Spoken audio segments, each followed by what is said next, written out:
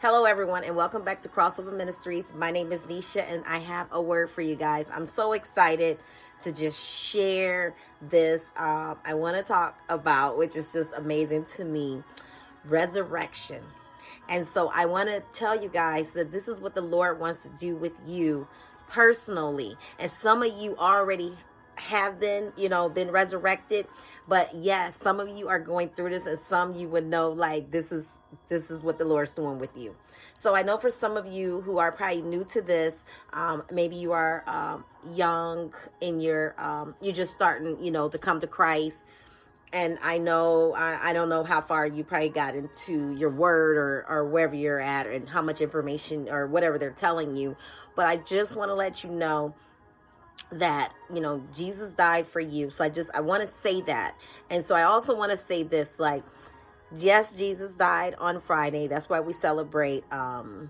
He died. Let me make sure I get this right. He died, and we celebrate Friday, Good Friday, for that reason, because he died for us. And so yes, and then of course 3 days later, Jesus was resurrected, from the dead. So I want to share that with you. But yes, this is what the Lord wants to do with you guys in this hour. Sorry. So right now, you guys, people are going to be resurrected. That's exactly what's going on. Some of you have been dead. Some of you that's probably been out in the streets. Maybe you've turned away from Christ. And maybe you feel guilty, you don't know how to come back. But guess what? The Lord is calling you because he wants to give you life. Now remember, in John 3:16, that's what he did. He sent his one and only son who died for you so that you may have life with him for eternity. And so remember, that's what it's for. So that's why Jesus came. He paid the way so that you would have new life through him. That's what it was. So anyways, I was reading in Matthew 28, the story of when the two ladies, both Marys, went to visit. They went to go see Jesus' dead body. And so here they were looking for a dead body, and they come to the tomb and they find out, there's an angel there, of course. He's telling them, you were looking for Jesus, but, he's no longer here. And so some of you, I want to say this. Some of you are going to experience some things. Most definitely, we're going to all experience what Jesus did. Now, we might not experience as much pain as he went through, but we're going to experience some hard times, some hard decisions, just some things that as a human we won't let go. But we all know Jesus was perfect. So I need you guys to understand that he had like no flaws at all. So I want to make sure I get that out there. But yes, I just want to read something real quick. So then, and this is in verse 5, then the angel spoke to the women. Don't be afraid, he said. I know you are looking for Jesus who was crucified. He isn't here. He is risen from the dead. He is risen from the dead. And that was in verse 6. Just as he said it would happen.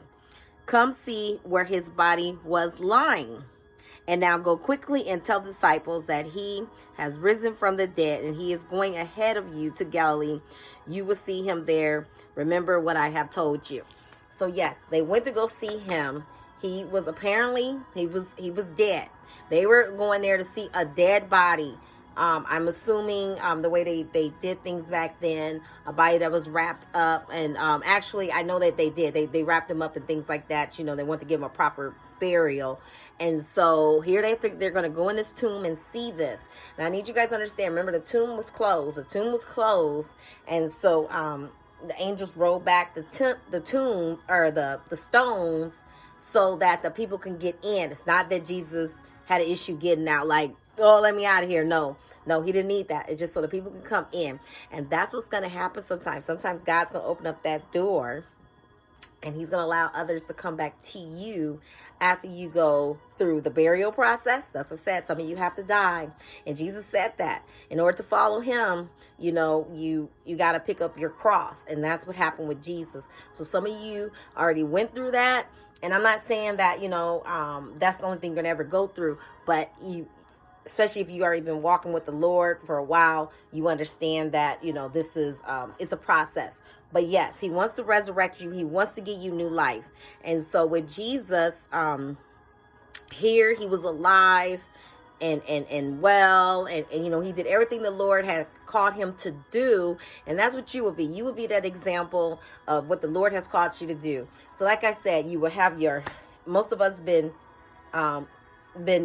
dead, probably been dead for a while, but the Lord has resurrected you. So yes, some of you are going to go back to some of those communities and to some of your families and friends, and you know, maybe some people on the jobs, and you'll get to give them a fresh outlook on who the Lord is and what he would do. If he did it for you, you'll let them know that, hey, he would do this for you as well.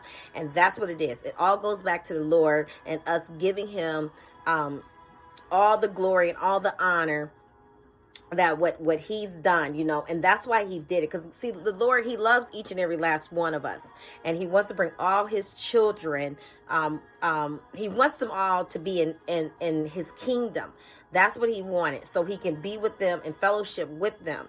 And so I need people to understand, in order to be that, you guys, we have to die to our flesh. We have to die to our flesh. That's the part that needs to be buried. And don't be ashamed, because if you call yourself following Christ, especially if anybody who call themselves being leaders or whatever position they are, if they're in ministry and things like that, if they're talking about the Lord, you know, they had to go through that process. So don't be ashamed. You know, it's going to be a lot of things. Like I said, the Lord's going to bury, and no one needs to know, because all that's the past. He doesn't care about your past. Now, you might have some, like if you, like I said, if you continue to read, and you probably can read them in each chapter about when he went through, when he came back to life, how the disciples did not, they were in shock. And how, I believe it was Thomas, he didn't even believe. He didn't even believe that Jesus was really alive or whatever. And so some are going to be shocked at how you've changed, how the Lord has worked on you and things. But you know what? And some, they're going to want what you have, you know. So that's the whole point. You like, let me tell you something. You want to be resurrected. You want to have that new life in Christ. You want to have that change so others can see. It's not about you. I'm just saying, but you know, you do want that, because see, and that's the thing, like, you'll get to experience a lot of things that what the Lord has wanted for us to have in the beginning anyways. You know, with the kingdom, you know, we was all supposed to be with him. And then, of course, we know sin entered the world and things change. So that's what you are. You are that light at the end of that tunnel for so many people. Just like Jesus was that for, I don't even know how many people ever walked this earth, and, you know, who's still going to come. You know, he was that light for all of us. And that's what each and every last one of us, we are all who Christ is. And that's when we, like I said, when you are giving up your life for a new life with Christ.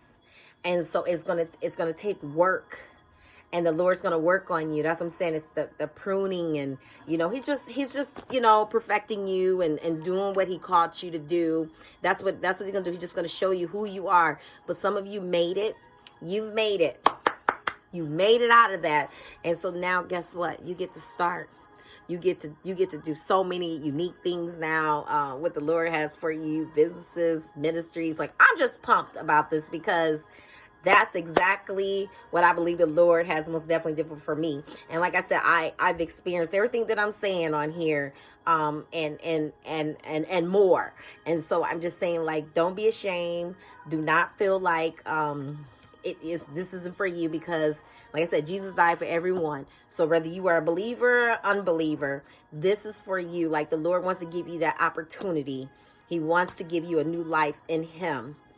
You know, he wants to change your mind, your whole mindset, you know, and for you to think like him, have godly thoughts, and be anointed by the Holy Spirit, you know, give you wisdom, you know, knowledge and pure understanding of who he is. And so remember, I know that some are, you know, they're picked, you know, but you got to fight for this. You know, like I said, it takes work.